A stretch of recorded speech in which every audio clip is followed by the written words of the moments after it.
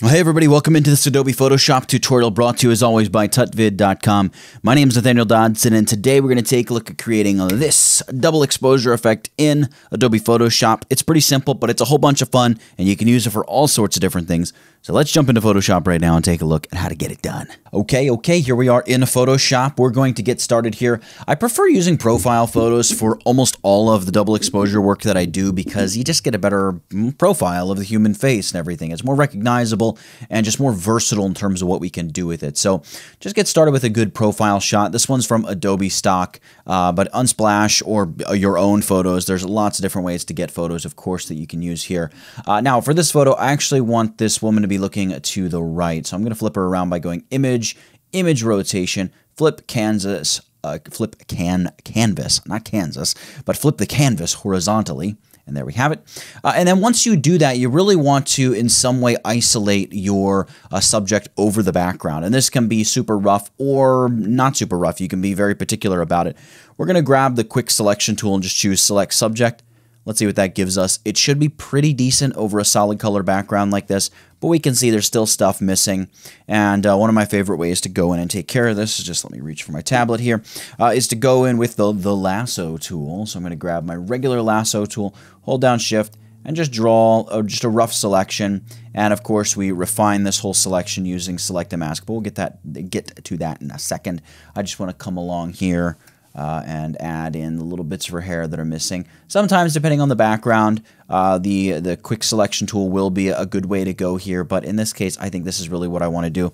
That little eyelash is going to be really difficult to select, even for the refine edge brush in Select and Mask, so I might have to manually clean that up.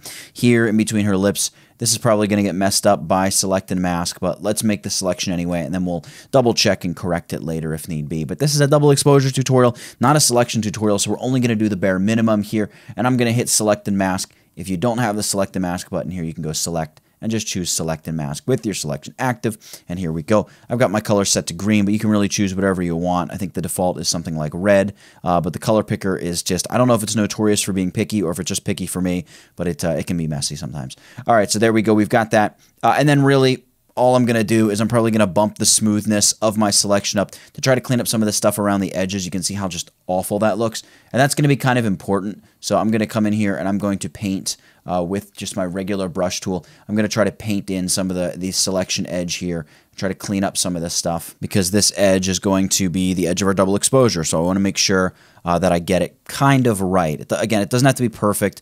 We just want it to be cleaned up a little bit. Like right there, that little dimple on her nose, that's going to be pretty noticeable, especially for you as the artist when you have a little bit of detail missing like that. There in between her lips, not too bad. I think it's going to get worse, though, as we clean up the edges. So we'll have to go in and manually adjust that, I think. And then down here is not too bad. All right, then we'll do just a quick little refine edge brush tool. I'm going to use my square bracket keys to make it a little bit bigger. And then just paint here over the edges and try to clean up the hair. And just go over the stuff as best you're able. And you'll clean this up pretty quickly. And something like that's probably good enough for us now. Again, like I said, you can spend more time or less time just cleaning up the edges. But I think this is going to work for us now. And then I'm going to just roll down to here and output this to a new layer with Layer Mask just to save our original image in case we wanted to get back to it for whatever reason. I'll rename the model layer Model, and let's go beneath the model layer, add a new layer, and I want to fill this layer. Actually, let's make it a solid color fill layer. So let's just choose solid color fill layer. And the color that I want to place behind her is going to be kind of a light gray, maybe with some blue influencing it. So let's go like E4, EA, F3, something like that will be pretty nice. Just super light. And again, if you're looking over her and you just notice something like that, just looking really kind of distracting, you can always go with the pen tool. And it is a forehead, so if it has some smoothness to it, well, we kind of expect the smoothness because it's a forehead. So we'll just create this little bit of a shape, which is a total disaster here because I've got a stroke and I've got all sorts of stuff going on there. I don't really want all that. I just want the path. So with the shape, I'm just going to hit Command Return, which is going to give me a selection. I'll delete the shape. And then I'll come back up here, select the layer mask itself, grab my brush tool, and make sure my opacity is at 100. Everything's looking good. Make the brush itself a little smaller. And I'm just going to set my foreground color to black. I'm going to paint in here with black and just get rid of some of the distracting bits. I'll be careful not to get rid of her other eyebrow because that won't look too good. And we just clean away some of the bumps. Is it Too smooth now, probably, but it's going to look better being too smooth than not smooth enough. Down here, the hair is not quite perfect. We don't really need to worry about that. I think it's going to work out just fine for us here with the double exposure. All right, first thing I like to do is make things monochromatic with regard to the image I'm sort of double exposing over with, and then the image like her, which is going to be our base image. So we're going to be working with this shot of California Street out in San Francisco. Really cool street. When you stand in particular places, you can see the Bay Bridge right there, lines up with the street, really neat. And what we want to do is make her black and white. We're also going to make the scene in San Francisco white. So let's kick it off with, I think I'm going to go with the channel mixer and set that to monochrome. It's just a nice black and white technique. And then use the hotkey Command-Option-G, that's Control-Alt-G on the PC, to clip that channel mixer just to her. And then we're going to also add a levels adjustment. I'm also going to clip that to the stack, Command-Option or Control-Alt-G.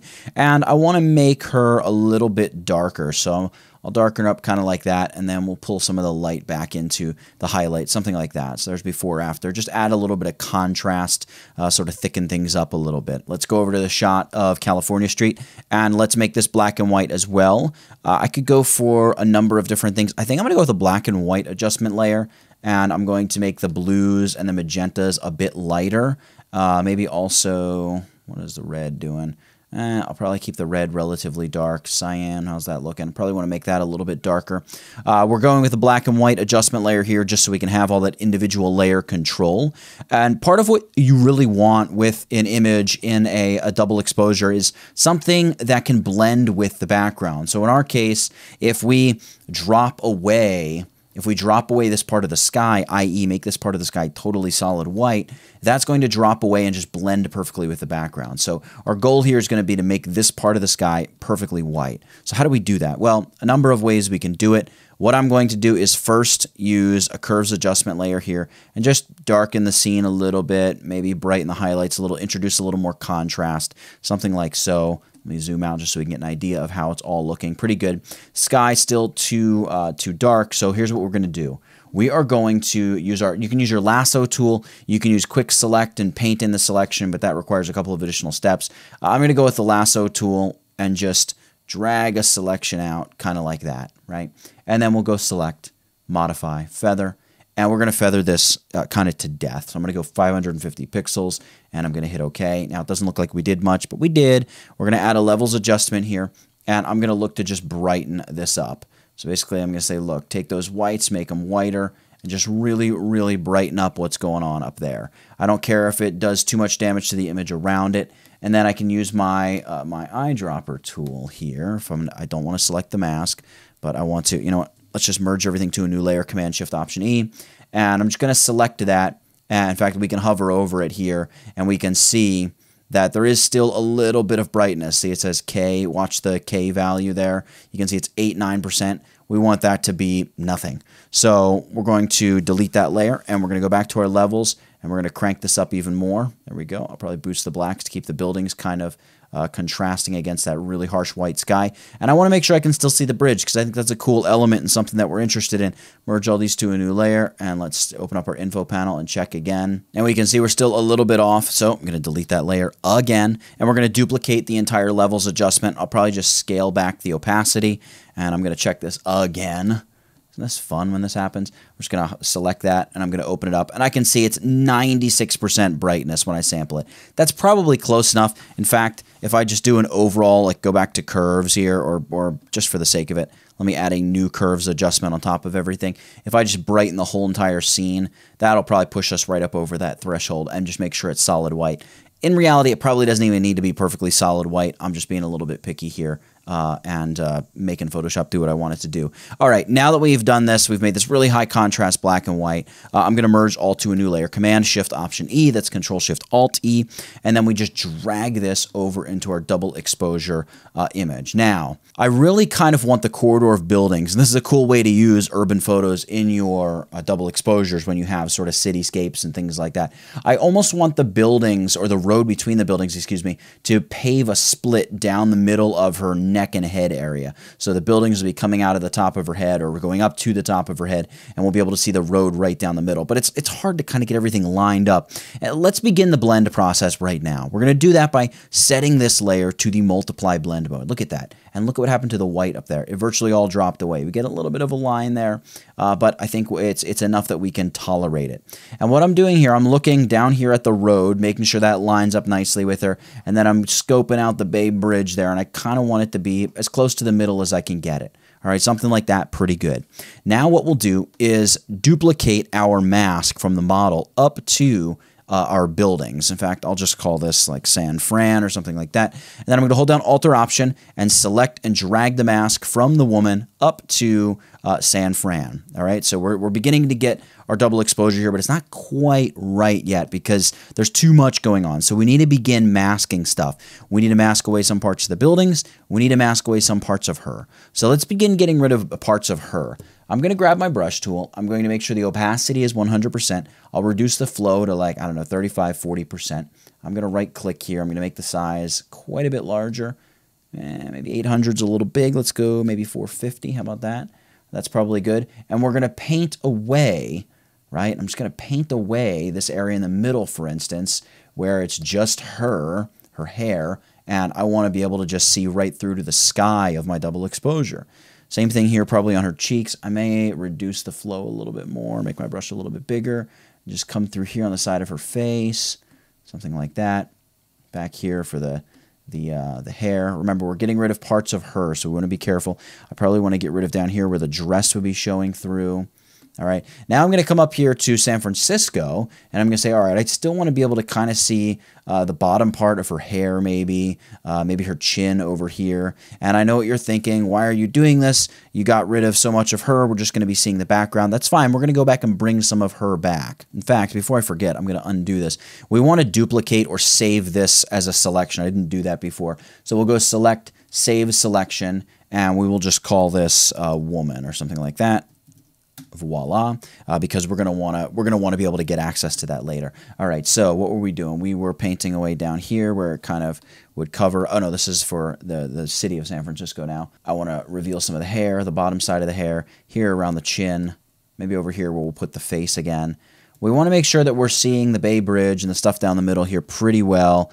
Maybe I'll fade here around the bottom edges a little bit. All right, now I'm going to go back to her, and I want to begin revealing again, but I don't want to reveal the old background, so we go Select, Load Selection. We're going to choose Woman and hit OK. Voila. And now I'm going to paint with white within this. So I really want to make sure I bring back her face pretty strong. In fact, I'm going to go back to this mask. I maybe almost want to get rid of the buildings there where they're going to be covering up her face because just a little too strong, right? It looks a little bit too much like she's wearing a prison jumpsuit or something like that. So we'll go back and forth just until it looks about right. I don't know what right is, but I'll know it when I see it. Something like that maybe. All right, let's go back to her. I want to bring back some of the hair and the darkness there. We don't want too much of her dress to be showing here. I think I'll try to make sure I'm bringing back part of her neck. Maybe part of her ear there is kind of cool. Bring back hair up here as well, where it's sort of intermingling with the buildings. Maybe a little bit too much there in the middle. And this part just becomes sort of a labor of love, where you're going through and you're having fun with it. Let's see, we can see a little bit of a dark curve. Is that coming from that, or is that coming from that? It's coming from there. So we want to blend this together by just painting with black up here and allowing our sky to, as naturally as possible, meet up with the color in the background. I'm going to go back to the model mask because the hair now is just too much up there. We really don't want the hair to be overlapping into the sky too terribly much. There we go, something like that I think works. And you can spend as much time or as little time on this part of the process as you like. I think what I'm going to do is just cut off the bottom here a little bit with both masks just to give a little bit more of a clean cut back to our background, something like so. I don't want it to look too natural. So I'm going to add a little bit of, make the edges just bend backward a little bit, so to speak. And that's not too bad. I'm going to come back here and maybe paint a little bit more of the buildings on her face. I'm going to really reduce the opacity there, just reduce the opacity of the brush tool to 20% by hitting the number 2. And I'm just going to paint in up here on her forehead, maybe down here on her chin, something like that. And then I go back to her because inevitably I made it too strong. So we'll just lighten it up by painting black. Oh, I'm sorry, not painting black. We're going to make sure we stay on that layer and paint black to make parts of it go away. What am I thinking? I'm not thinking. I'm going to paint white. Again, make sure that she is fully here, especially her eyes, nose, lips. We want to make sure that part of her is very much there. Now you can see the building, the building overlay is overlapping a little bit out here because we just were careless when we were painting. No problem. We go select, load selection. We load in the selection of our woman, hit OK, and we just inverse it. Command-Shift-I, that's Control-Shift-I on the PC. Go back to San Fran, and we're going to fill this all with black around here. So just go Edit Fill, and we'll say, look, just give me that black. Hit OK, and Command or Control-D to deselect. And we got some nice clean edges. So something like that works pretty well for us. So this is the bulk of it, really. You could go to the model and say, what would it look like if I set this to the multiply blend mode? The reason I don't like doing that is because I just find it really cools off or subdues a lot of the really sharp biting highlights that your model would have in their hair or skin, or maybe something you're holding, stuff like that. And it all depends on the color of the background, but you can always do that and play with that. You can try all sorts of different blend modes when you're blending stuff together. But it's not over yet. At this point, in order to boost this even more, I would probably apply a high pass adjustment. So I want to just apply kind of the highlights and shadows from the woman. So I'm going to shut everything off above her. In fact, I will, I'll shift click the mask to shut that off as well. And let's go select. Let's load the selection of her again. See how often we're going back to this. Load that selection of her, select her layer, and hit Command or Control J to cut that up to a new layer, right? And we got to hold down Shift and select our channel mixer and curves and just reclip them by Command Shift G. And what we want to do here is drag her up to the top. We're actually going to have her above our San Francisco overlay. And what looks weird here is we forgot to turn the mask back on for model, so just shift click on that. And again, it still doesn't return to normal because, of course, we have the copy of her on top of everything. We want to select the copy of her. I'm just going to name this layer, I don't know, high pass. That sounds about right, right? And we're going to desaturate this. Image adjustments, desaturate. Doesn't have to be anything fancy. And then filter other high pass. And here in high pass, we're going to crank this up, probably about 15 or so, something like that. Hit OK. And then we will go and say, give me soft light. Now, what happens when you do this is you can see it's really accentuating a lot of the details, but it's placing detail that we've already made disappear. And you can see hair is reappearing, all the fancy ornateness of her dress is reappearing. So we would just apply a layer mask and just get rid of that stuff. So just crank up the opacity and the flow, and just a quick go in with a black brush and just paint that stuff away. I'm painting with black. If I didn't mention that, I'm painting with black. I'm just going to knock that stuff away. The reason that I do it separately is because now if we go and decide we want more of her to be shown, we can just go to her mask, reveal a little bit more of her, and then go up to the high pass and say, all right, now paint the texture in there as well. That's a little bit too much for my taste. In fact, I may go in and take out a little bit more of the ear because it's just a little distracting. Something like that maybe is even better. I might come over and just make that part of her face a little bit more faded. You can really spend a long time just perfecting this and getting exactly how you want it to be. And then with the high pass layer, you can go in and add or remove texture where and when you see fit. That's why I don't just, do like a merge all to a new layer and apply it that way, because then you have to get rid of that every time. I only do it in situations, well, like if I want to do something like this, you can merge everything to a new layer. If we wanted to apply like a camera raw filter, right, which would be nice if there was a way to apply camera raw as a filter and allow it to sort of flow down over layers, particularly with something like the clarity and stuff like that. So here we are, camera raw. We can go filter, camera raw filter, and I don't know, we could play around in camera raw here for a quick second. So let's go ahead and just try boosting the clarity. You can see what that does to an image like this. Pretty cool. We could say maybe reduce the blacks a little, reduce the whites a little, boost the shadows, reduce the highlights. Boost or reduce contrast. What do I like? Maybe a little boosty on the contrast. And then we could totally change the way this feels, right? We could make it warmer. We could make it more warm and red by boosting the tint more toward the magentas. Something like that might be kind of interesting for us. Give it a little bit more of an old-timey feel. That's neat. What if I reduce the vibrance a little bit more on top of that, or boost the vibrance? I don't know. Yeah, maybe boost the vibrance looks better. And you have all sorts of different stuff you can do in here. We come over here and just boost the reds whichever way we like. Slide them back and forth, that is, the hues. You can really play around and have some fun with it here. Hit OK, and we totally change the complexion of our double exposure. Now, I'm not necessarily sure that's what I want to do here. I'm going to leave that though, because it does look kind of neat. And instead, I'm going to add a gradient map. This can be a great way to sort of top off your double exposures. I have a particular gradient here called Flat Blues, which, if you're interested, is 203540 hex code running over to a lighter color of C6CACC. And you can see what that does here. That just gives us this nice flat, it just unifies the colors, kind of pulls everything together. And if we like at this point, we can just boost the contrast with something like a levels adjustment layer at this point. Maybe brighten everything up a little and just slide things around. And at this point, maybe what I would do is then go in and apply something like this camera raw. In fact, maybe I can just take this camera raw adjustment, reduce the opacity a little bit. Not quite. It's doing more damage than it is good.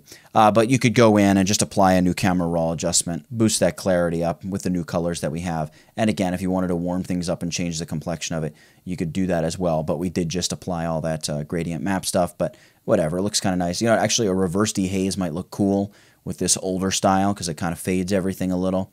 I'm going to hit OK. And basically, we have our double exposure effect right there. Well, that's it for this one, folks. Thanks for checking it out. If you enjoyed the video, make sure you subscribe and turn on the notification bell. Also, check out this video that slid onto screen right here, right now. It's all about all sorts of different cool tips and tricks in Photoshop that you're going to find useful. You can check it out by clicking the link on the screen right now. And thank you guys so much for watching all the way till the end of the video.